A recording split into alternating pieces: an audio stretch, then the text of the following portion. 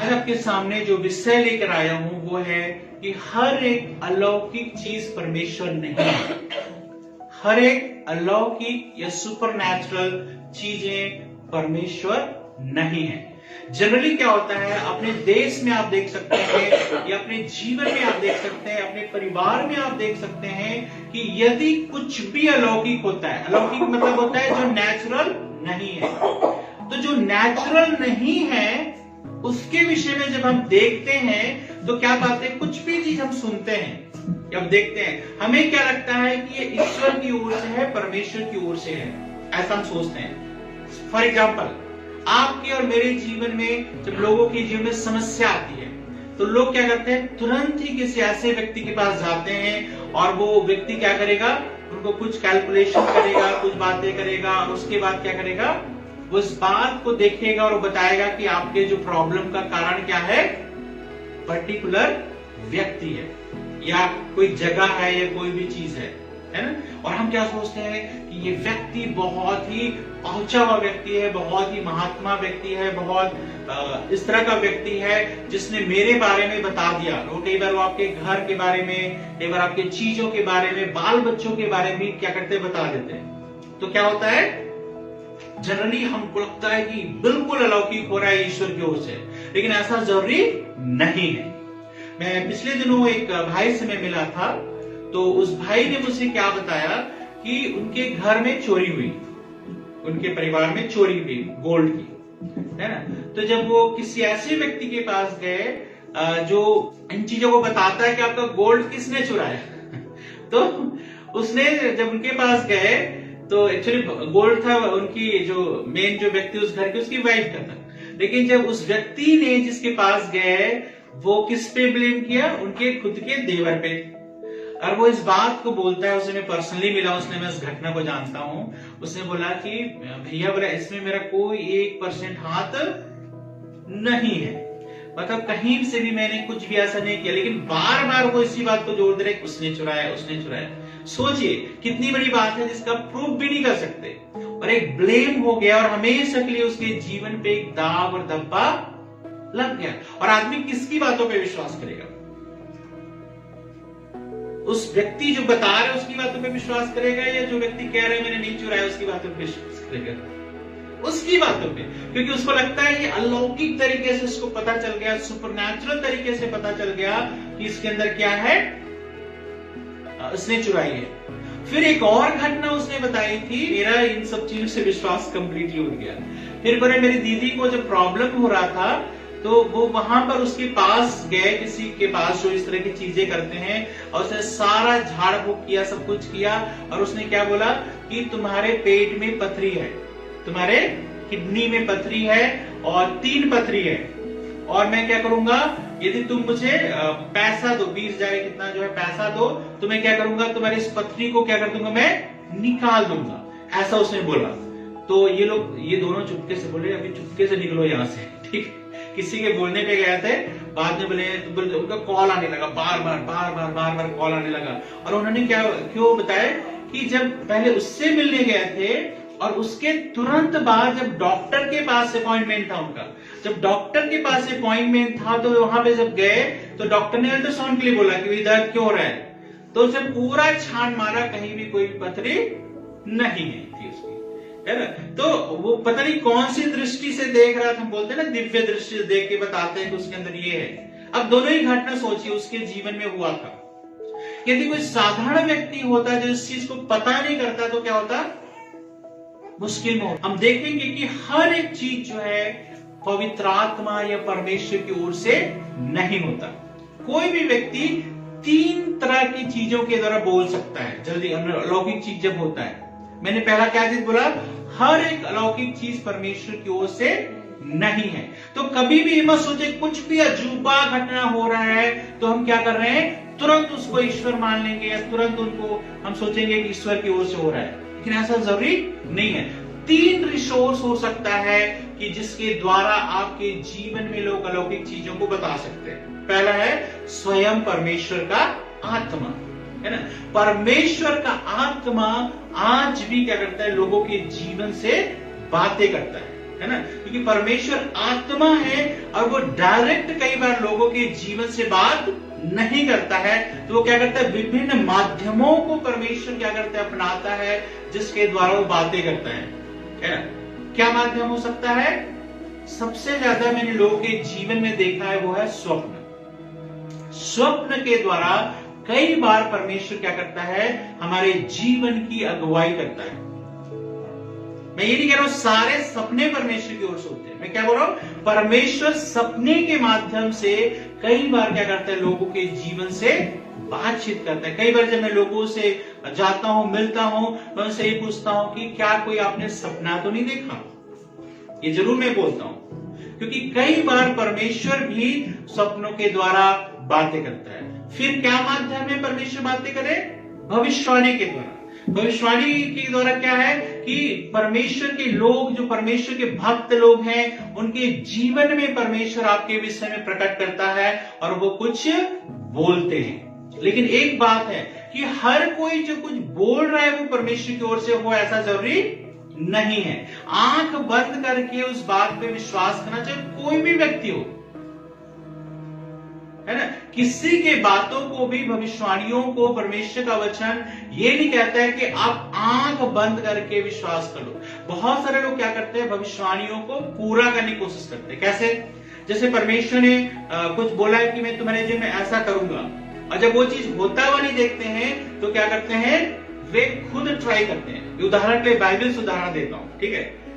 परमेश्वर ने इब्राहिम और सारा को प्रतिज्ञा किया संतान की आशीष देने, इब्राहिम और सारा को। उस समय जो है दोनों इतने बूढ़े हो गए थे, मैं सारा चीज बाइबल से खोल खोल के नहीं बता रहा हूं, ये बाइबल से बता रहा हूं कि इतने बूढ़े हो गए थे कि उनके संतान उत्पन्न करने की जो क्षमता है वो पूरी तरह से खत्म हो गई।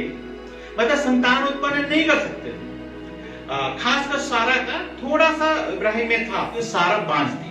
अब परमेश्वर ने जब प्रतिज्ञा दिया कि मैं तुम्हें संतान दूंगा, तो कुछ दिनों तक तो उन्होंने देखा।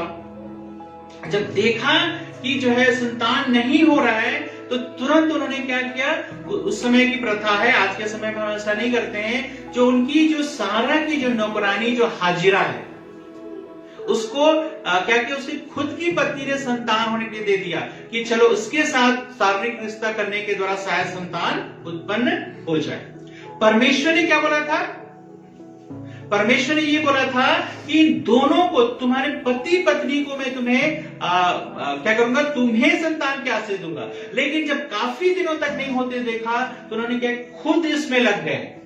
कहते हैं वैसे सारा से बहुत प्यार करते थे इब्राहिम, लेकिन संतान उत्पत्ति करने के लिए दूसरी जो उसकी नौकरानी को भी पत्नी बनाने के लिए रखते। पहले के समय बहु विवाह था ना, आज के समय में ऐसा नहीं है, बहुत सारे लोग साथ विवाह करते थे, है ना। तो यहां पर हम देखते हैं कि उन्होंने क्या किया, हाजरा के द्वारा संतान उत्पन्न किया, लेकिन सारा के द्वारा संतान उत्पन्न नहीं हुआ।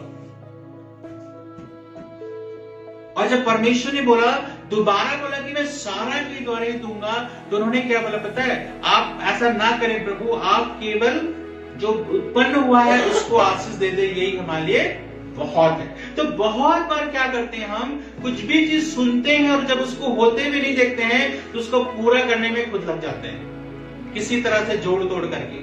लेकिन नहीं, हर एक भविष्यवाणियों को, हर एक ऐसी अलौकिक बातों को आपको जांचना है कि वो सही है कि नहीं है। मतलब ऐसा जरूरी नहीं कि कोई कुछ बोल रहा है और तुरंत आप उस लग जाए। बहुत सारे लोगों के जीवन में परमेश्वर ने बोला कि तुम्हें परमेश्वर की सेवकाई करनी है, ठीक है। तो उन्होंने क्या किया, तुरंत ही जो कुछ वो कर रहे थे, जॉब कर रहे थे, बिजनेस कर रहे थे, उसको छोड़ छाड़ के क्या करने लगे, तुरंत सेवकाई में लग गए। लेकिन जब प्रॉब्लम हुआ तो बोलने लगे, कि रोने लगे कि जो है प्रभु आपने ही तो हमें बोला था सेवकाई करेंगे। तो प्रभु की बातों को आपको समझना है। क्या उसने जॉब छोड़ने के लिए बोला था? ऐसा जरूरी नहीं है। या क्या उसने बोला था तुरंत ये काम को करो? ऐसा जरूरी नहीं है। लेकिन हम क्या करते हैं, उसमें लग जाते हैं। कई बार कि प्रभु ने ऐसा बोला है तो बिल्कुल लग जाते हैं। प्रभु का समय होता है। इब्राहिम को, सारा को संतान देने का समय था, लेकिन समय से पहले उन्होंने ये चीज को किया, है ना, तो गलत है। अब दूसरा सोर्स जो होता है वो होता है शैतानिक सोर्स होता है। शैतान हमारे जीवन के द्वारा, लोगों के जीवन के द्वारा क्या करता है, बातें करता है। कई बार मैंने क्या बोला, हर एक अलौकिक चीज या हर एक बातें जो लोग बता रहे हैं, कर रहे हैं, परमेश्वर की आत्मा से हो, ऐसा जरूरी नहीं है। दुनिया में बहुत सारी ऐसी शक्तियां काम कर रही हैं जो परमेश्वर के साथ न रह करके, परमेश्वरी शक्ति न होकर के दूसरी शक्तियां हैं। और वो क्या करती, लोगों के जीवन में काम करती, लोगों को बताती, बड़ी बड़ी बातें आपके जीवन में बता देगी। आप दंग रह जाओगे, जो बात किसी को भी नहीं पता है वो भी बात बता देंगे वो।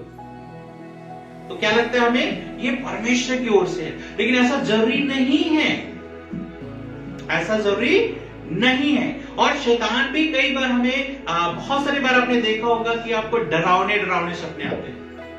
अरे लोगों को कैसे सपने आते हैं, डरावने, कहीं अंधेरी जगह में जा रहे हैं, कहीं पे ऐसी चीजें हो रही है, मतलब ऐसे लोग मर गए हैं लोग, या एक्सीडेंट भयानक है, लाशें पड़ी हुई है, या कहीं पे कुत्ता दौड़ा रहा है, या कभी शेर दौड़ा रहा है, कभी ये चीज हो रहा है। तो ये कौन करते हैं, परमेश्वर की ओर से नहीं है। हो सकता है एकाध सपने परमेश्वर की ओर से हो सकते हैं, जो किसी बात को बताना चाह रहा हूं, लेकिन ज्यादातर जो सपने होते हैं वो क्या होते हैं, आपको डराने के लिए होते हैं।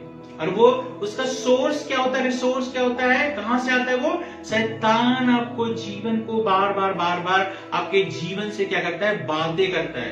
क्यों कर बातें करता है पता है, क्योंकि इंसान का स्वभाव क्या है, जिस चीज को आप रात में देखते हो उसी चीज को क्या करोगे, दिन भर आप सोचोगे। सच है कि नहीं है। उदाहरण के लिए आपने कोई चीज, गंदी चीज देखी, गलत चीज देखी, डरावनी चीज, एग्जाम्पल किसी ने एक्सीडेंट के बारे में देखा, तो क्या होगा, यदि उसको सपना याद है तो क्या होगा, दिन भर उसके मन में क्या डर रहेगा कि मेरा एक्सीडेंट होने वाला है, मेरा एक्सीडेंट होने वाला है, मेरा एक्सीडेंट होने वाला है। और यही समय होता है जब शैतान लोग ये जो एंट्री करता है, क्योंकि आप खुद ही उस चीज को अपने जीवन में बुलाते हो, है ना। कोई भी बुरी चीज है, मैं एक उदाहरण भी बताया, एक्सीडेंट, कुछ भी चीज बुरा चीज हम देखते हैं तो तुरंत हमारे मन में आ जाता है कि ये बुराई मेरे जीवन में होने वाली है, और हमेशा हम सोचने लग जाते हैं, है ना। या कभी कभी तो बहुत सारे लोग ऐसे कुछ दिखने वाले होते हैं, है ना, जो बताते हैं, ऐसा देख के बताते हैं कि 3 साल के बाद तुम्हारे जीवन में ऐसा होगा, कुछ बुरी घटना होगी, या कुछ ऐसा काल आएगा, ऐसे बोलते हैं। तो जो है वो तो आएगा 3 साल बाद, लेकिन आज ही से उसके विषय में डर और चिंता और ऐसी चीजें आ जाती है। फिर आप उनसे बोलोगे कि कुछ भी करके इसको हटा दो, मैं आपको जितना पैसा लेना है ले लो, लेकिन आप क्या करो, हटा दो। तो बोलेगा नहीं नहीं, इतना ये चीज कर दो, मैं इस चीज को क्या कर दूं, तुम्हारे जीवन से हटा दूंगा। अभी वो समस्या आई भी नहीं आपके जीवन में, लेकिन आप उसके सॉल्व करने के लिए लग जाते हैं। ऐसा होता है। तीसरा सोर्स होता है, वो होता है व्यक्ति की स्वयं की बातें। कई बार हम अपने आप से बहुत सारी बातें लोगों को बोलते हैं, जो जितनी भविष्यवाणी होती है कि आपको लगता है कि सब कुछ एकदम परमेश्वर की ओर से होती है या शैतान की ओर से होती है। बहुत सारे लोग अपने आप से बोल सकते हैं। और बाइबल में क्या लिखा है, अंत के दिनों में क्या आएगा, भूकंप आएगा। लिखा है अंत के दिनों में भूकंप बढ़ेगा, विडोल होंगी, बीमारियां बढ़ेंगी। तो लोग क्या भविष्यवाणी करेंगे, इस साल देखो भूकंप आएगा, या इस साल देखो मरी आएगी, बीमारी आएगी, है ना। तो उससे क्या, अरे देखो कितना बड़ा भविष्यवक्ता है, कितनी बड़ी बातें हैं, कितना पहुंचावादी में उसने बोल दिया कि यहाँ पर भविष्यवाणी कर दिया कि ऐसी प्रॉब्लम आएगा। लेकिन ये बातें तो पहले से पता है, ये परमेश्वर के वचन में भी लिखा है कि यीशु के आने से पहले सारी चीजें होंगी, पहली बात। दूसरी बात यह है, आजकल के समय में पहले से घटनाओं को आप बोल सकते हो, प्रिडिक्ट कर सकते हो। अभी आज धूप है, लेकिन मौसम विभाग इस बात को 3-4 दिन पहले बता देता है कि क्या होगा, उस दिन बारिश की संभावना है। कभी कभी सही नहीं होता, लेकिन संभावना है। तो बहुत बार अपने विचारों से भी क्या करते हैं लोग, इन सब बातों को बोलते हैं, उन चीजों को देख कर बोलते हैं, परिस्थितियों को बदलते हैं। कई लोग बोलते हैं कि फलाना गवर्नमेंट में आएगा। जब उसको रुझान पता है कि लोग किसको वोट देने वाले हैं, तो जरूर बोलेंगे कि उन्हीं की सरकार बनने वाली है। और फिर जब पूरा हो जाएगा, बोले देखो इसने भविष्यवाणी की थी। अरे उन लोगों का रुझान तो सबको पता है कि कौन जीतेगा, है ना। तो ये बहुत सारी बातें होती है। तो यहाँ पर एक चीज जो मैं आपको समझाना चाहता हूँ कि हर एक अलौकिक चीज जो लोगों के जीवन में होता है, या लोग अलौकिक बातें सुनते हैं, वो परमेश्वर की ओर से होना जरूरी नहीं है। आपको परमेश्वर की ओर से जो है सोर्स को समझना है। मेरे साथ निकाले 1 यूहन्ना की पत्री, उसका 4 अध्याय। यहाँ पे क्या करता है? पहला यूहन्ना की पत्री उसका 4 अध्याय। हे प्रियो, हर एक आत्मा की प्रतीति ना करो, वरन आत्माओं को परखो कि वे परमेश्वर की ओर से हैं कि नहीं, क्योंकि बहुत से झूठे भविष्यवक्ता जगत में निकल खड़े हुए हैं। देखो, यहां पर परमेश्वर का वचन इस बात को हम पे जोर देता है, परमेश्वर का वचन बताता है हर व्यक्ति परमेश्वर की ओर से हो ऐसा जरूरी नहीं है। यहां पर क्या कहते हैं परमेश्वर का वचन कि हर एक आत्मा की प्रतीति या विश्वास ना करो। इसका मतलब क्या है? कोई भी व्यक्ति आपके घर में आता है तो कोई जरूरी नहीं है कि वो परमेश्वर की आत्मा से बोलने वाला हो। या आजकल के समय में आपको बताऊं, कई बार जिसको हम बोलते हैं परमेश्वर के दास है, वो परमेश्वर के नाम से भी आते हैं, उनको भी फट से विश्वास मत कर लो कुछ भी। या कुछ चीज आपके बारे में बोल दिया, आपके घर में ऐसा, आपका बच्चा ऐसा, आपकी बेटी ऐसी है। परमेश्वर का वचन हमें सिखाता है कि अंत के दिनों में क्या है, हमें बहुत सावधान रहने की जरूरत है। हर व्यक्ति को अपने घर में घुसाने की जरूरत नहीं है जब परमेश्वर के नाम से ही आता हो। कितने सारे लोगों ने परमेश्वर के नाम पर आकर ही कितने लोगों के जीवन को परेशानी में डाल दिया। ठीक है, तो यहां पर क्या कहता है कि दुनिया में बहुत सारे झूठे भविष्यवक्ता, कब लिखी गई? आज से 2000 साल पहले। तो सोचो आज कितना समय होगा। उस समय तो प्रभु यीशु के चेले जो यूहन्ना था, प्रभु यीशु को अपनी आंखों से देखने वाला चेला था, उसके साथ काम करने वाला चेला था। वो लिखता है कि उसके जीवन काल में भी बहुत सारे भविष्यवक्ता, झूठे भविष्यवक्ता वहां पर है। तो सोचो आज के समय में कितना ज्यादा क्यों ना होंगे। इसलिए यहां पर एकदम से जो है कुछ भी अलौकिक चीज होता हुआ देखते तुरंत हम नतमस्तक हो जाते हैं, ऐसा जरूरी नहीं है। कहता है हर एक आत्मा की प्रतीति मत करो, विश्वास मत करो, हर एक व्यक्ति का विश्वास मत करो।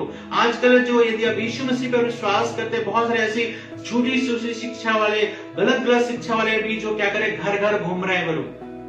वो आपको बाइबल से ही बताएंगे, आपको चीजों को बताएंगे, लेकिन वो गलत शिक्षा आपको दे। गलत शिक्षा का ज्यादा प्रभाव हमारे जीवन में होता है बजाय सही शिक्षा के। इसलिए कहता है हर एक आत्मा की प्रतीति ना करो। हर व्यक्ति को एकदम से आपको बहुत ज्यादा भरोसा करने की जरूरत नहीं है, अपने घर में घुसाने की जरूरत नहीं है ना। आपको लग सकता है थोड़ा सा बुरा, लेकिन मैं एक चीज में आपको बता, सावधान रहो, है ना, कि कोई किसी के व्यक्ति के जीवन में कुछ भी अलौकिक बातें हैं उसको घर में करने की जरूरत नहीं है। फिर कहता है क्या करना है, में आत्माओं को परखना है। क्या करना है? आत्माओं को परखना है, ये परमेश्वर की ओर से है कि नहीं है। मैंने आपको बताया कि 3 तरह के सोर्स हो सकते हैं जब कोई अलौकिक काम कर रहा है। पहला परमेश्वर, दूसरा शैतानी, तीसरा मनुष्य के अपने दिमाग। अब देखिए, यदि पुराने नियम को जब हम पढ़ते हैं तो परमेश्वर ने मूसा को क्या बोला, अपनी लाठी फेंक, तो क्या बन जाएगा? वो सांप बन जाएगा। तो जब मूसा ने बोला परमेश्वर ने मुझे भेजा है और मैं लाठी फेंक रहा हूं, देखो तुम्हारे सामने ही सांप बन जाएगा, तो क्या हुआ? सांप तो बन गया मूसा की लाठी, लेकिन क्या हुआ? वहां के तांत्रिकों ने भी क्या किया? तांत्रिकों ने भी अपना तंत्र मंत्र किया और उन्होंने भी लाठी से सांप बना के बता दिया।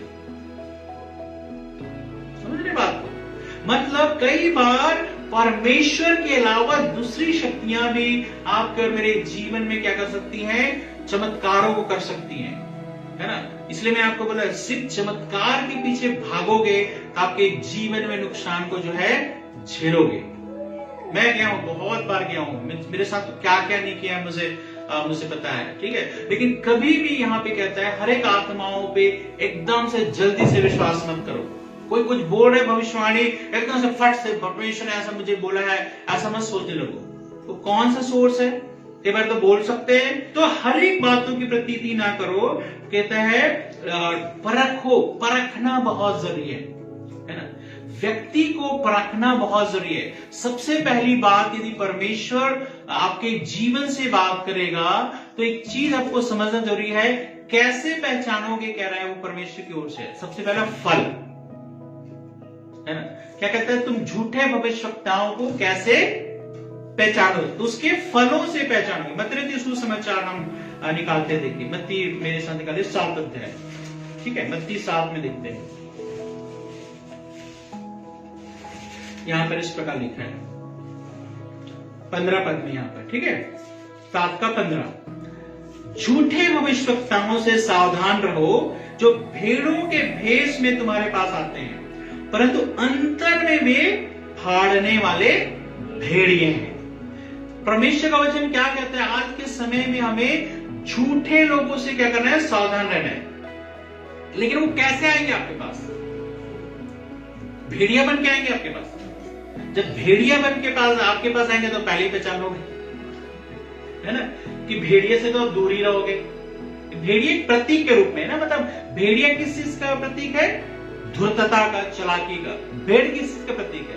भोलेपन का। तो यहां पर क्या करेगा? जब झूठे भविष्यवक्ता आपके साथ आएंगे तो वो किस रूप में आएंगे? भेड़िए के रूप में आएंगे तो आप तो पहले दूर हो जाओगे, तो वो भेड़ के रूप में आएगा। लेकिन अंदर में क्या कहते हैं? फाड़ने वाले क्या है? वो भेड़िए। समझ रहे मेरी बात? इस बात को आपको समझना बहुत जरूरी है। तो यहां पर कहता है 15 पद में, झूठे भविष्यवक्ताओं से सावधान रहो, जो भेड़ों के भेष में तुम्हारे पास आते हैं, परंतु अंतर में वे फाड़ने वाले भेड़िए हैं। उनके फलों से तुम पहचान लोगे, क्या लोग झाड़ियों से अंगूर या ऊंट कटारों से अंजीर तोड़ते हैं? कैसे पहचानना है किसी की? कोई भी भविष्यवाणी करता है, कोई भी अलौकिक काम करता है, उसके जीवन के द्वारा, फ्रूट के द्वारा, फल के द्वारा पहचान पाओगे कि ये परमेश्वर की ओर से है कि नहीं है। उस आधार पे मत जाओ कि वो क्या बोल रहा है, लेकिन उस आधार पे आपको जाना है कि जो कुछ वो बोल रहा है क्या वास्तव में उसका जीवन परमेश्वर के अनुसार चल रहा है। कई बार दुनिया में ऐसे बहुत सारे लोग हैं जो बोलते तो बहुत सारी अच्छी बातें, लेकिन जीवन उनका उसके अनुसार नहीं होता है। तो यहां पर झूठा भविष्यवक्ता कौन है? झूठा भविष्यवक्ता वो है जो बातें तो अलौकिक करता है, लेकिन उसका खुद का जीवन परमेश्वर में नहीं है। तो क्या परमेश्वर उसको इस्तेमाल करेगा? समझने वाली बात है। बहुत बार हम धोखा खाते हैं लोगों के जीवन में। परमेश्वर का वचन हमें सावधान रहने के लिए बोलता है। उसके जीवन को देखो कि वो क्या कर रहा है। बोलना तो नहीं चाहिए, लेकिन मैं बोलता हूं मैं, ठीक है। हमारे गांव में एक लेडी आती थी, वो बहुत उसके अंदर ये है वो है बोलती थी ना, लोगों के बारे में बता देती थी, लोगों के घरों में जाती थी, सभा होती थी, सब कुछ होता था, घरों में छाप बनाती थी, सब कुछ होता था। बड़ी मतलब सामर्थ्यशाली, बल्कि पूरे एरिया में उसका नाम हो गया, ठीक है। और वो बुद्धि कोई भी तरह की आत्माओं को निकाल देती है, इतना ये करती, लोग बुलाने लगे, घर घर लोग बुलाने लगे। फिर उसके बाद पता चला 3-4 महीने बाद, शादीशुदा थी बाय द वे, लेकिन 3-4 महीने बाद किसी दूसरे के पति को लेके पता नहीं कहां भाग गई, पता नहीं। तो इतनी सारी, सब लोग बोल रहे हैं इसके अंदर ये है ये है ये है, लेकिन 3-4 महीने बाद उसका कहीं आता पता नहीं, दूसरे के दोनों पति पत्नी होके, मतलब अपनी पति है, उसके भी थे, उसकी पत्नी थी, लेकिन दोनों को छोड़ के वो कहीं और भाग गए। फिर उसके बाद किसी ने उसको नहीं देखा। तो ईश्वर कभी भी ऐसा नहीं करे। ईश्वर जब आपके अंदर आता है तो सबसे पहले क्या करता है? आपके और मेरे जीवन को बदलता है। काम तो बाद में करता है। मैं नहीं कह रहा हूं किसी के अंदर एकदम 100% बिल्कुल पवित्र रहेगा, ऐसा नहीं। कुछ चीजें होती है हमारे जीवन में, लेकिन फिर भी फलों से आप पहचान लोगे कि वो क्या है, परमेश्वर की ओर से नहीं है। क्योंकि दुनिया में बहुत सारी शक्तियां हैं जो आपको शक्ति दे सकती हैं, जिसके द्वारा फलों की काम कर सकते हो। तो क्या होता है, कई बार यदि हमारा जीवन सही नहीं है तो दूसरी आत्माएं भी हमें कंट्रोल करके बहुत सारी चीजें काम कर सकती हैं। समझ रहे बात को? तो सबसे पहले जो है आपको समझना है कि किसी के जीवन में जब पवित्र आत्मा आता है तो सबसे पहले उसके अंदर को बदलता है ना। इस चीज को समझना है। तो यहां पर कहता है, इसी प्रकार एक अच्छा पेड़ अच्छा फल लाता है और निकम्मा पेड़ बुरा फल लाता है। अच्छा पेड़ बुरा फल नहीं ला सकता, न निकम्मा पेड़ बुरा फल ला सकता है। जो जो पेड़ अच्छा फल नहीं लाता वह काटा और आग में डाला जाता है। इस प्रकार उनके फलों से तुम उन्हें पहचानोगे। झूठे भविष्यवक्ताओं को कैसे पहचानोगे? उनके फलों से पहचानोगे। जैसे मैंने उदाहरण दिया, गांव के उदाहरण दिया कि बात तो कर रही बड़े ईश्वर की, लेकिन खुद के जीवन में इतनी गंदगी है और वो सब चीज नष्ट हो जाए, है ना? तो ऐसे सभी जगह आपको मिलेंगे। तो आपको और मुझको क्या करे, हमेशा कोई भी अलौकिक चीज देखो और ईश्वर है बोल के एकदम से हम क्या करें, मानना शुरू मत करो। परखो उसके जीवन में क्या चीजें कहता है। फिर 21 पद में क्या कहता है, जो मुझसे हे प्रभु कहता है, उनमें से हर एक स्वर्ग के राज्य में प्रवेश नहीं करेगा, परंतु वही जो मेरे स्वर्गीय पिता की इच्छा पर चलता है। तो कोई बोलता है प्रभु प्रभु दिन भर करता रहता है, इसका मतलब ये थोड़ी कि सही रीति से प्रभु में है, जरूरी नहीं है। बाइबल बताती, मैं नहीं अपनी तरफ से बोल रहा हूं कि जो बोले हाँ प्रभु यीशु बोल रहा है वो पूरी तरह परमेश्वर में उसका जीवन है, ऐसा जरूरी नहीं है। आगे क्या लिखा है, उस दिन बहुत से लोग मुझसे कहेंगे हे प्रभु क्या हमने तेरे नाम से भविष्यवाणी नहीं की और तेरे नाम से दुष्ट आत्माओं को नहीं निकाला और तेरे नाम से बहुत से आश्चर्य कर्म नहीं किए? तब मैं उनसे खुलकर कह दूंगा, मैंने तुमको कभी नहीं जाना, हे कुकर्म करने वालों, मेरे पास से चले जाओ। कहते उस समय बहुत सारे लोग बोलेंगे कि हमने तो आपके नाम से भविष्यवाणी की थी भाई, हमने तो दुष्ट आत्माओं को निकाला था, हमने तो बड़े बड़े आश्चर्य कर्म किए थे। तो प्रभु यीशु क्या बोले, मैं तो तुम्हें जानता भी नहीं। प्रभु यीशु ने अच्छा तुमने मेरे साथ ये किया था, बहुत अच्छा किया, ऐसा नहीं बोलते, मैं तुम्हें जानता ही नहीं। मतलब बिना परमेश्वर के प्रभाव के भी बहुत सारे काम लोग कर सकते हैं, समझ रहे बात को? तो हमेशा आंख बंद करके जो है विश्वास करने की जरूरत नहीं किसी भी व्यक्ति के बारे में। हम लोग ऐसे लोगों के पास जाना बहुत पसंद करते हैं जो हमारे बारे में कुछ बोले।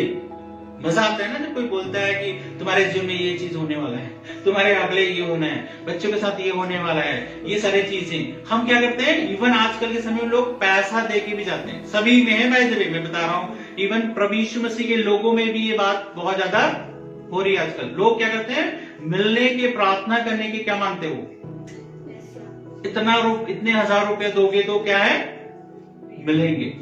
बाइबल में क्या लिखा है पता है, जब प्रभु यीशु ने अपने चेलों को भेजा है ना, जब प्रभु यीशु ने अपने चेलों को भेजा तो उसने क्या बोला, बीमारों को चंगा करो, दुष्ट आत्माओं को निकालो। एक बात और बोला, तुमने सेंतमेंट पाया है, सेंतमेंट दो, फ्री पाया है, फ्री में दो। तो प्रार्थना हमेशा फ्री होता है। हाँ, आपकी इच्छा है, आप जितना भी परमेश्वर के काम के लिए दे सकते हैं, है ना। बाय द वे हम यहां पर भी ऑफरिंग लेते हैं, दान लेते हैं, लेकिन यहां पर एक फोर्स नहीं है कि आप इतने ही रुपया दोगे तभी हम आपके लिए प्रार्थना करेंगे, या आप हमें खाने खिलाओगे तभी आपके घर आएंगे, या आप हमें चाय पिलाओगे तभी हम आपकी वो चीज करेंगे। फ्री है। लेकिन हाँ, परमेश्वर के लोगों का जीवन चलने के लिए, परमेश्वर की सेवकाई चलने के लिए आर्थिक जरूरतें हैं, है ना, और आपको देना चाहिए। लेकिन प्रार्थना फ्री है।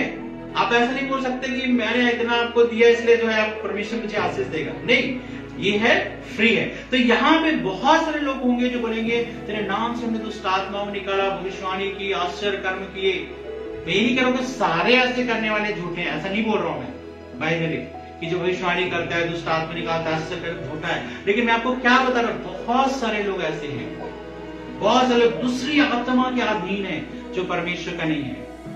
तो हमें क्या करना है, आत्माओं को परखना है।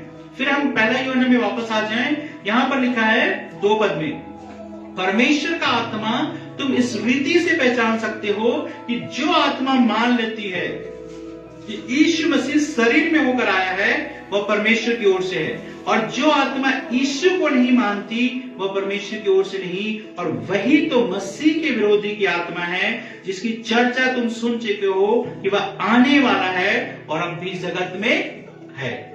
तो यहां पर कह रहे हैं कि कैसे हम पहचान सकते हैं कोई व्यक्ति परमेश्वर की आत्मा की सहायता से बोल रहा है या दूसरी आत्मा की सहायता से।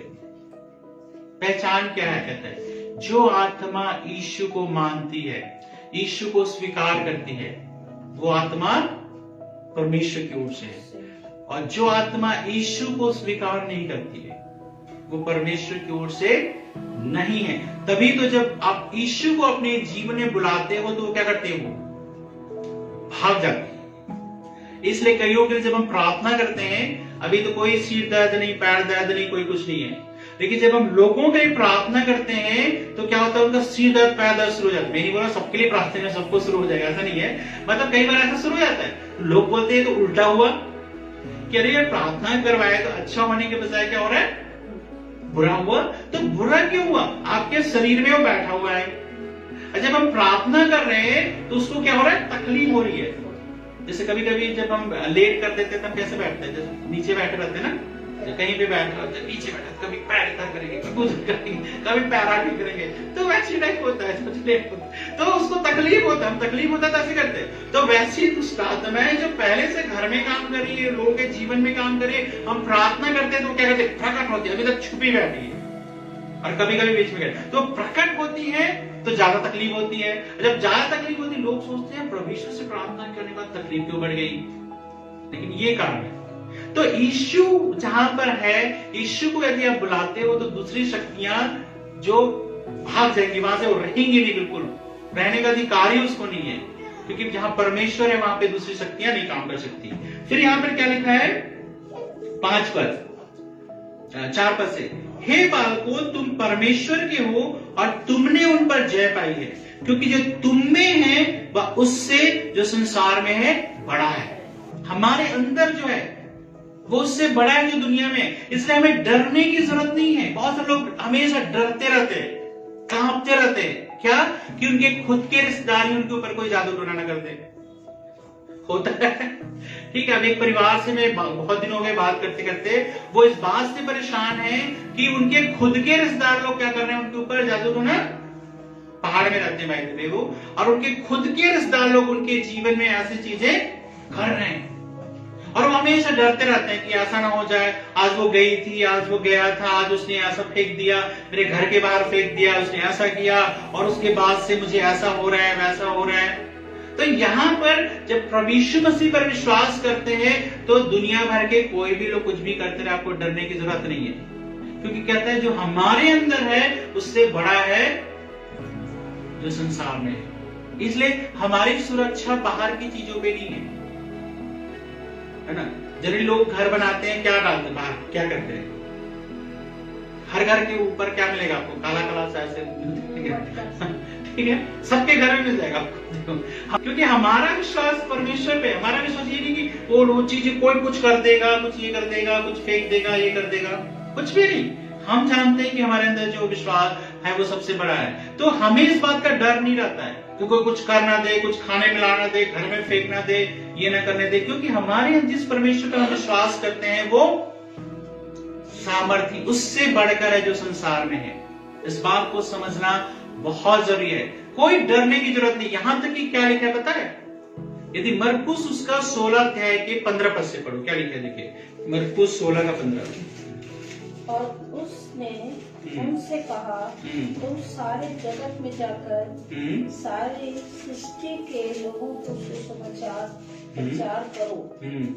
जो विश्वास करे और बपतिस्मा ले उसी का उद्धार होगा, परंतु जो विश्वास ना करेगा वो दोषी ठहराया जाएगा। सबसे पहले तो प्रभु यीशु मसीह ने क्या बोला था कि तुम सारे संसार में जाकर के सुसमाचार को प्रचार करो। सुसमाचार क्या है? सुसमाचार ये है कि हमें अपने पापों का दंड उठाने की जरूरत नहीं है। पापों का दंड अभी नहीं मिलता है। बाय द वे, लोग सोचते हैं कि अरे इसी संसार में लोगों को दंड मिल जाता है। हम ऐसे बोलते हैं ना जनरली कि पापों का दंड तो इसी संसार में मिल जाता है, लेकिन आज के समय में यदि देखोगे तो जो सही लोग हैं ज्यादा दुख भोगते हैं, लेकिन जो बुरे लोग हैं वो फल फूलते हैं। यदि सचमुच में यहीं पे दंड मिल जाता तो वो लोग फलते फूलते नहीं। चलो 100 में से एक आपको कुछ हो जाता है तो बोलते इसको दंड मिल गया, लेकिन ऐसा जरूरी नहीं है। तो कहता है जो पाप का दंड अनंत काल तक है। तो यीशु ने क्या किया? हमें उस दंड से बचाने के लिए अपना बलिदान किया। ठीक है, उस दंड से बचाने के लिए जब उसने बलिदान किया, है ना, तो हमें क्या करना कहता है? उस सुसमाचार को प्रचार करो कि यीशु तुम्हारे पापों के लिए मर गया, काटा गया, तीसरे दिन जी उठा। ठीक है, अब यहां पर देखिए जो मैं पढ़ रहा था। और ये आगे क्या लिखा है, यदि 17 पद में, विश्वास करने वालों में ये चिन्ह होंगे कि वे मेरे नाम से दुष्ट आत्माओं को निकालेंगे। विश्वास करने वालों में क्या चिन्ह होगा? सबसे पहला चिन्ह क्या होगा? क्या पढ़ा मैंने अभी? क्या करेंगे सबसे पहले? विश्वास करने वाले दुष्ट आत्माओं को निकालेंगे। कौन निकालेगा? सिंपल विश्वास करने वाला। वो बात भी नहीं कह रहे कि जो पास्टर होंगे, फादर होंगे, वे दुष्ट आत्माओं को निकालेंगे, है ना। एक सिंपल विश्वासी भी क्या है, इस योग्य है कि दुष्ट आत्मा, मैं नहीं बोल रहा हूं कि आप बड़े बड़े दुष्ट आत्माओं का जाके सामना करो, लेकिन इतना है कि उनके अंदर इतना पावर है, यीशु मसीह पर विश्वास करने वाले एक विश्वासी की भी इतना पावर है कि वो दुष्ट आत्माओं को निकाल सकते हैं, है ना। हमारे सामने सिस्टर है, उस दिन एक गवाही बता रही थी, है ना। मुझे बहुत अच्छा लगा कि जब किसी के अंदर दुष्ट आत्मा, उनके रिश्तेदार में दुष्ट आत्मा आ गई, और जब वो बोली कहीं किसी से कोई संपर्क नहीं हो पाया, बोले खुद खड़ी हो गई मैं, और जो है वो दुष्ट आत्मा बोल रही थी आज तो इसको लेके जाऊंगी, ये ऐसा करूंगी, वैसे करूंगी, जो भी है। तो बोलते मैं खुद खड़ी हो गई, बोले यीशु मसीह के नाम से निकल, और बोले उसको छोड़ के चली गई। तो हर एक विश्वासी, वो कोई परमेश्वर की सेवका नहीं है, सिंपल विश्वासी है, लेकिन जब यीशु के नाम से खड़ी हुई तो ये चीज। तो यहां पर भी कह रहा है कि हमें अंधकार की शक्तियों से डरने की जरूरत नहीं है, बीमारी की शक्तियों से डरने की जरूरत नहीं है। और आगे क्या लिखा है? वे नई नई भाषा बोलेंगे, सांपों को उठा लेंगे, यदि वे प्राणनाशक वस्तु भी पी जाएं तो भी उनकी कुछ हानि ना होगी, वे बीमारों पे हाथ रखेंगे और वे चंगे हो जाएंगे। कौन करेगा ऐसा, बीमारों पे हाथ रख के चंगा? विश्वासी। यीशु मसीह के विश्वासियों के पास ये पावर है, शक्ति है कि वो दूसरे बीमार के ऊपर हाथ रखेंगे, वे क्या हो जाएंगे? चंगे हो जाएंगे। ये पावर है, एक सिंपल विश्वासी की पावर है। उसको दुष्ट आत्माओं से डरने की जरूरत नहीं है। वापस पहला यूहन्ना की पत्री 4 अध्याय के उसके 5 पद में 335 में पेज नंबर में, वे संसार के हैं, इस कारण वे संसार की बातें बोलते हैं और संसार उनकी सुनता है। क्या लिखा है यहाँ पे? वे संसार के हैं इसलिए संसार की बातें बोलते हैं और संसार क्या करता है? उनकी सुनता है। किन के बारे में बता रहे हैं? झूठे भविष्यवक्ता के बारे में बोल रहे हैं। अब देखिए यहाँ पे 2-3 चीज देखिए। पहली बात तो ये है कि वे संसार के हैं, उनका जीवन सांसारिक है, मतलब वो पूरी तरह से संसार की चीजों में डूबे हुए हैं। परमेश्वर जो है एक तरफ है, परमेश्वर के साथ जीवन एक तरफ है, और वो उसको खुद पसंद नहीं करते, है ना। जो गॉडली लाइफ बोलते हैं, जो भक्तिपूर्ण जीवन, वो खुद पसंद नहीं करेंगे। दूसरी बात कह रहे हैं, जब वे संसार की है और कौन सी बातें बोलते हैं? संसार की बातें बोलते हैं। आजकल की भविष्यवाणियों में ज्यादातर क्या पाओगे? क्या भविष्यवाणी सुनते हो आप? आपको घर मिलने वाला है, आपको गाड़ी मिलने वाली है, आप विदेश जाने वाले हो, आपको वीजा होने वाला है, आपकी ये होने वाला है, आपको लैंड मिलने वाला है, आपको ये चीज मिलने वाली। सारी बातें लेके कहां ले जा रहे हो? कहां ले जा रहे हैं आपके मन को? संसार में लेके जा रहे हैं। और एक व्यक्ति बड़ा खुश हो सकता है, मुझे कोई बोले कि तुम्हें ये चीज मिलने वाला है, तो भाई मैं तो बड़ा खुश होऊंगा, मैं बोलूंगा आपको 10 रुपए देता था, मैं आपको 2000 रुपए देता हूं, क्योंकि आपने मेरे लिए क्या बोला? ये चीज मिलने वाला है। और लोग बड़े खुश, क्या उसने बोला है, और 2-4 बातें बता देंगे, सबके घर के पर्दे का कलर ये है, वो कलर है, बड़े विश्वास के साथ। लेकिन वो आपकी माइंड को कहां लेके जा रहे हैं? परमेश्वर में लेके जा रहे हैं या संसारिक चीजों में लेके जा रहे हैं? मेरी कह रहा, प्रभु सांसारिक आशीष नहीं देता है, सब तरह के आशीष देता है अपने समय पे। लेकिन यदि आपका मन पूरी तरह से सांसारिक बातों पर है और वो खुद सांसारिक है, और वो आपके मन को कहां लेके जा रहा है? इसके बजाय कि आपको परमेश्वर की ओर फिरे, इसके बजाय आपके विषय में भविष्यवाणी करे, देखो बहन तुम प्रार्थना में बहुत कम समय बिताती हो, प्रभु के चरणों में आ जाओ, अपने सारी बुराई के रास्ते को छोड़ो और प्रभु के साथ प्रार्थना में समय बिताओ, 1 घंटा देती, 2 घंटा दो, प्रभु के कामों को प्रचार करो, ये करो। ये कहां भविष्यवाणी होती है? आजकल होती है सब भविष्यवाणी? क्या भविष्यवाणी होती है? परमेश्वर का आत्मा मुझे दिखा रहा है कि आपके साथ क्या आशीषें आने वाली है। संसार के हैं इसलिए वो संसार की बातें बोलते हैं। आपके माइंड को घुमा फिरा करके सिर्फ संसारिक आशीषों पे यदि कोई चीज ले जा रहा है, वो परमेश्वर की आत्मा से नहीं हो सकता। लगेगा आपको परमेश्वर की आत्मा से और ईश्वर के नाम से ही बोलेंगे, लेकिन सिर्फ संसारिक बातों को लेकर के वे इस बात को आपके माइंड को ले जा रहे हैं, तो कह रहे हैं वो झूठे भविष्यवक्ता की निशानी है। कभी उसकी बात को मत सुनो। मैं नहीं कह रहा हूं प्रभु आपको कभी इस तरह के आशीष से नहीं दे सकता है, लेकिन क्या होता है, लोग इसी के पीछे भागते रहते हैं। जैसे बोलेगा प्रभु ये चीज दे दे तो वो चीज दे दे, फिर अगली बार कब जाएंगे वहां पे प्रभु के पास, जब फिर कुछ आशीष पाने हैं, बाकी समय परमेश्वर से कोई लेना देना नहीं। तो ऐसे लोगों को बढ़ावा देने से कोई फायदा नहीं है, ऐसे विश्वासियों से भी कोई फायदा नहीं है जो ऐसे समय के लिए आते हैं, या ऐसे भविष्यवक्ताओं का भी कोई फायदा नहीं है जिनको हम क्या करें, फॉलो करें। और एक चीज और कह रहे हैं, संसार उनकी सुनता है।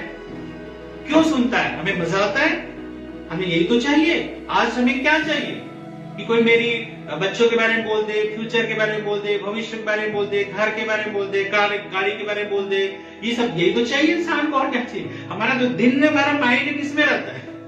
इन्हीं चीजों में रहता है, कैसे हम आगे बढ़े।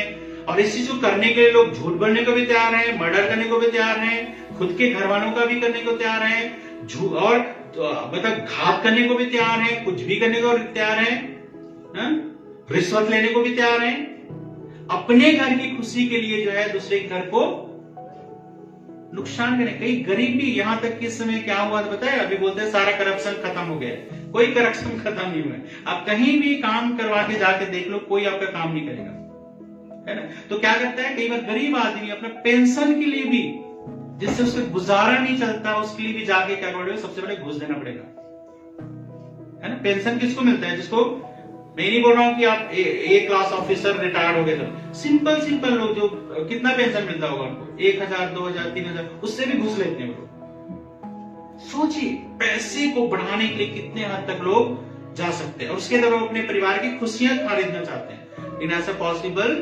नहीं है। पैसा तो इकट्ठा कर सकते, खुशियां कभी इकट्ठा नहीं कर सकते। तो यहां पर कह रहे हैं संसार उनकी बातें सुनता है ना, क्योंकि उनके मन में भी यही चल रहा है और यही चीजें हम ज्यादा सुनाते हैं। आज यदि लोगों को परमेश्वर का वचन प्रचार करो, कितने लोग सुनते हैं? सही वचन प्रचार करो, बहुत कम लोग सुनेंगे, है ना। सबको आराधना में मजा आता है, म्यूजिक मजा आता है, आराधना में लोग अच्छे से बैठ जाएंगे, और जैसे ही वचन शुरू होता है लोगों को क्या शुरू हो जाता है, इधर खुजली शुरू हो जाता है, उधर खुजली शुरू हो जाता है, वो घड़ी को देखना शुरू करते हैं, कोई मोबाइल का घंटी बजना शुरू हो जाता है, कोई किसी को क्या बजना शुरू हो जाता है परमेश्वर की बातें सुनने के लिए। अभी आराधना में खूब मजा आता है ना, म्यूजिक हम सबको अच्छा लगता है, तो वो सब मजा आता है, ऐसी जगह में सब लोग भागेंगे। लेकिन जहां परमेश्वर के वचन की बातें करो, इधर उधर की बातें जो है शुरू हो जाएगी। परमेश्वर की बातों को यदि प्राथमिकता नहीं देते हो, या कोई व्यक्ति नहीं देता है, वचन को प्राथमिकता नहीं देता है, उसकी बातें कभी भी मत सुनो, उस व्यक्ति के पीछे कभी मत जाओ। जो परमेश्वर को नहीं जानता वह हमारी नहीं सुनता। यदि कोई वचन सुनने को तैयार नहीं है, बाकी सब चीज करने को तैयार है, वो व्यक्ति परमेश्वर में बिल्कुल भी नहीं है। क्योंकि जो व्यक्ति परमेश्वर में है वो सबसे पहले क्या चीज को प्राथमिकता देगा? वचन को। क्यों वचन को प्राथमिकता देगा? क्योंकि वचन के द्वारा परमेश्वर हमसे क्या करता है? बात करता है। हम प्रार्थना के द्वारा हम परमेश्वर से बात करते हैं। कई बार कोई जरूरी नहीं कि हम वहां से आवाज सुनते हैं, बोलते हैं प्रार्थना कम्युनिकेशन है, बातचीत है। तो परमेश्वर कैसे बातचीत करता है? कोई जरूरी नहीं कि हर समय आप प्रार्थना करते हो और हर समय आपको कुछ दिखाई देता हो, आवाज सुनाई देता हो, ऐसा तो है नहीं। तो कैसे आप प्रार्थना करते हो? जब आप प्रार्थना करते हो, अपनी बातों को जब आप रखते हो और उसके बाद वचन को जब आप पढ़ते हो, तो कई एक वचन के द्वारा परमेश्वर क्या करते हैं? आपको मन को उभारता है। कई बार तो ऐसा हुआ, बहुत निराश है, हताश है, परेशान है, परमेश्वर का वचन पढ़ते हैं, आप एक शांति को महसूस करते हो, एक आनंद को महसूस करते हो, है ना। तो परमेश्वर के बात करने का तरीका क्या है? परमेश्वर का वचन है। तो जो लोग परमेश्वर के वचन को प्राथमिकता नहीं देते हैं, वचन पढ़ने को प्राथमिकता नहीं देते, वचन प्रचार करने को प्राथमिकता नहीं देते, उनकी बातें चाहे वो कितनी भी अच्छी बातें करे, कितनी भी अलौकिक बातें करे, कितनी भी सुपरनैचुरल बातें करे, उनकी बातों पर हमें विश्वास करने की जरूरत नहीं है। क्योंकि एक चीज है, यदि हम परमेश्वर की जो बात सुनना पसंद नहीं करता, उससे परमेश्वर और क्या बात करता है मुझे बताओ। सिंपल सी उदाहरण की बात है, मैं आपके पास गया हूं और आप मुझे कुछ बातें सुना रहे, बता रहे हो, अब मुझे आपकी बातों में इंटरेस्ट नहीं है ना, तो आगे आप क्या बात बोलोगे बताओ मुझे? बोलोगे सिस्टर, बोलोगे कुछ बातें? कुछ भी नहीं बोलोगे। मैं जब बता ही रही हूँ, उसी को इंटरेस्ट नहीं रहा है, तो और आगे मैं बोल रहा हूँ और क्या हाल चाल है, तो और क्या हाल चाल होगा? जो हाल चाल मैं बता रहा हूँ उसको तो सुन नहीं रहे हो। तो लोग ऐसे हैं, मतलब परमेश्वर जो बातें करना चाहता है वचन के द्वारा नहीं सुनना है, तो कहां से सुनना है? कोई भविष्यवाणी करे। क्या भविष्यवाणी करे? तुम्हारी नौकरी लगने वाली है, तुम्हारा ये होने वाला, तुम्हारा वो होने वाला है, तो ये बातें सुनना पसंद करते हैं। वो लगेगा ये परमेश्वर बोल रहा है, और जो परमेश्वर का वचन बोल रहा है उसको नहीं सुनना चाहते हैं। तो ध्यान देने की जरूरत है, कैसे आप अंतर करोगे कोई चीज परमेश्वर की आत्मा से है या नहीं है। कहता है हर एक बातों की प्रतीति मत करो, विश्वास मत करो, लेकिन उसको परखो कि परमेश्वर की ओर से है कि नहीं है ना। तो कैसे परख सकते हो परमेश्वर की ओर से है कि नहीं है? तो इसमें कुछ चीज बताए। तो कोई भी चीज अलौकिक चीज होते हैं तो उसमें 3 चीजें मैंने बताई, या तो परमेश्वर की आत्मा की ओर से हो रही है, या शैतानिक हो रहा है जो आपको डराने धमकाने का काम कर रही है ना, या तीसरा मनुष्य अपने विचार से बहुत सारी चीजों को आपके सामने रख सकता है। लेकिन परमेश्वर का वचन कहता है किसी भी व्यक्ति को, किसी भी चाहे परमेश्वर के सेवक यीशु के नाम से भी आता हो, तो उसको आप अपने जीवन में परखो, आंख बंद करके घर में मत घुसाओ, फिर बाद में मत बोलना उससे मेरे साथ ऐसा कर दिया, वैसा कर दिया, मेरा ये ले गया, इसने ये चीज कर दिया। आपको क्या करने की जरूरत है? परखने की जरूरत है। और हम कैसे परख सकते हैं? उसके जीवन के द्वारा परखते हैं। पहली बात जब परमेश्वर उसके जीवन में है तो एक धीरे धीरे बदलाव उसके जीवन में आएगा, उसके खुद के जीवन में परमेश्वर प्रति प्रेम पाया जाएगा, वो आराधना में, प्रार्थना में अपने आप को दे देगा। कोई व्यक्ति क्या ऐसे ही कोई वरदान प्रकट हो जाते हैं जब वो प्रार्थना भी नहीं करता है, आराधना भी नहीं करता है, वचन भी नहीं पढ़ता है? नहीं, जितना ज्यादा परमेश्वर के करीब रहेगा उतना ज्यादा परमेश्वर उसके जीवन के द्वारा बातें करेगा। जितना ज्यादा परमेश्वर से दूर होगा तो उसके अंदर से कौन बातें करेगा? परमेश्वर तो कर नहीं सकता है, या तो अपने विचार बताएगा या तो शैतानिक आत्मा उसके जीवन के द्वारा बताएगा। तो पहला तो जीवन है। दूसरा ये है, कहता है कि वो आपके जीवन को आत्मिक जीवन की ओर आगे बढ़ाएगा। अवश्य परमेश्वर सांसारिक आशीष से भी देता है और मैं नहीं नहीं देगा, लेकिन आपका जो बताने का जो मेन वो है कि वो आपकी इस जीवन को, मन को परमेश्वर की ओर लेके जाएगा। यदि कोई भी चीज परमेश्वर की ओर लेके नहीं जा रही है, आप उस व्यक्ति को बिल्कुल भी मत सुनो, ठीक है। और यहां पर कहता है, और यहां पे लिखा लास्ट में, इस प्रकार हम सत्य की आत्मा और भ्रम की आत्मा को पहचान लेते हैं। 2 तरह की आत्मा है, सत्य की आत्मा और भ्रम की आत्मा। एक चीज मैं आपसे पूछ रहा हूं, जो नकली नोट होता है वो असली से कितना भिन्न होता है? कितना भिन्न होता है? बहुत कम। आप एक साधारण आंखों से देखोगे तो नकली नोट को पहचान नहीं पाते, वो बिल्कुल असली जैसा लगेगा, बिल्कुल असली लगेगा। तभी तो धोखा रहते हैं आप और मैं, धोखा खा देंगे। जो बैंक वाले उनके पास जाता है तो छूते ही पता कर लेते हैं कौन सा, लेकिन आपको और मुझको लोग धोखा दे जाते हैं। हो चुका है मेरे साथ ठीक है, हो चुका है ऐसा, तभी मैं बोल रहा हूं मैं। तो यहाँ पे कोई नकली नोट भी हमें समझ जाएगा, हमें क्या लगेगा? असली है। क्योंकि जो नकली चीज होती है बिल्कुल असल की नकल होती है, तो बिल्कुल थोड़ा सा डिफरेंस होता है। जो पारखी नजर जिसको बोलते हैं ना, जो पारखी नजर होते हैं वे लोग इस बात को पहचान पाते हैं। हर एक आदमी की बस की बात नहीं है पहचान। उसी तरह से परमेश्वर के काम और शैतानिक काम में बिल्कुल थोड़ा ही अंतर होता है, क्योंकि बाहर से जब आप देखोगे तो आपको ऐसा लगेगा जैसे ये परमेश्वर का ही काम हो, ये व्यक्ति परमेश्वर में है, ये चीजें परमेश्वर में है। आइए हम इस समय अपने जीवन में इस चीज को देखें, जांच करें। और मैंने एक चीज बताया कि यदि आप यीशु पर विश्वास करते हैं, आपको किसी चीज से डरने की जरूरत नहीं, कोई शैतानी शक्ति से डरने की जरूरत नहीं, कोई भी चीजों से डरने की जरूरत नहीं है ना। आपको परमेश्वर ने अधिकार दिया है, आप लोगों के जीवन की समस्याओं को दूर करें, उनके लिए लड़ें जब अंधकार की शक्ति काम करे। और कभी किसी से ना डरें कि कोई आपके जीवन में ऐसा कर देगा, वैसा कर देगा, ऐसा किया। आप खड़े तो हो, यीशु मसीह के नाम से खड़े हो। बाकी के नाम का मुझे कोई भरोसा नहीं, लेकिन यीशु के नाम से जब आप खड़े होते हो, कोई भी अंधकार की शक्तियां ज्यादा दिन तक काम नहीं कर सकते। हम इसमें प्रार्थना करेंगे, अपनी आंखों को बंद करेंगे, इस समय हम प्रार्थना करेंगे। परमेश्वर पिता, इस वक्त प्रभु जी हमारी प्रार्थना है, हमारी विनती है, हमारी दुआ है प्रभु, एक अद्भुत काम प्रभु जी इस वक्त होने पाए पिता परमेश्वर। कोई भी अंधकार की ताकत, कोई भी बुराई की ताकत जो लोगों के जीवन में काम करती है, लोग कई बार प्रभु पहचान नहीं पाते हैं कि कौन परमेश्वर की ओर से, कौन शैतान की ओर से, कौन व्यक्ति अपने आप से बोलता है, करता है। प्रभु मेरी प्रार्थना है इस वक्त हमें से हर एक को समझ दीजिए पिता, जैसे कि आपका वचन कहता है आत्माओं को परखो कि वे परमेश्वर की ओर से है कि नहीं है। प्रभु इसी वक्त मेरी प्रार्थना है, विनती है, दुआ है, एक अद्भुत काम प्रभु आप इनके जीवन में किसे, जितने लोग यहाँ पर हैं प्रभु, किसी भी तरह की समस्याएं, मुश्किल कठिनाई उनके जीवन में है प्रभु, इसी वक्त उन्हें चंगाई और छुटकारा दीजिए। और प्रभु तेरे नाम की महिमा हमारे जीवन के अंदर होने पाए। और प्रभु जितने लोग ऑनलाइन देख रहे हैं, ऑफलाइन देखेंगे, उन सब के जीवन में आज चंगाई, छुटकारा और आशीष प्रभु आप देने पाए।